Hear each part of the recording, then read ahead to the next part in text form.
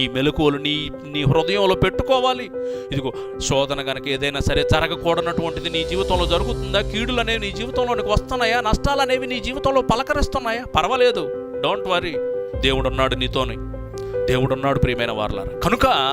కనుక దేవుడు ఏమంటున్నారంటే, అంతకంటే అమూల్యమైన మీ విశ్వాసము ఈ శోధనల చేత పరీక్షకు నిలిచినదై యేసుక్రీస్తు ప్రభువుల వారు ప్రత్యక్షమైనప్పుడు మీకు మెప్పు అని అన్నారండి. మీకు మెప్పు ఆయన ఏమంటే, ప్రపంచం ఎవరో సంఘంలోకి వచ్చినటువంటి ఒక పెద్దోడో ఇంకొకడో భుజం మీద చేస్తేనే మనం మురిసిపోయేటటువంటి మనం, సర్వలోకంలో ఉండేటటువంటి న్యాయాధిపతి, సర్వోన్నతుని అద్వితీయ కుమారుడు, ముల్లోకాలకు అధిపతి, ఆయన సమస్తానికి వారసుడు, అలాంటి గొప్పవాడు ఇదిగో నిన్ను మెచ్చుకుంటూ, ఇదిగో ఏమంటే సర్వమానవాళి ఎదుట నీ గురించి గొప్పగా పలుకుతూ ఉండేటటువంటి ఆ సందర్భం ఒక్కసారి ఆలోచించుకో ప్రియమైన దేవుని పిల్లల.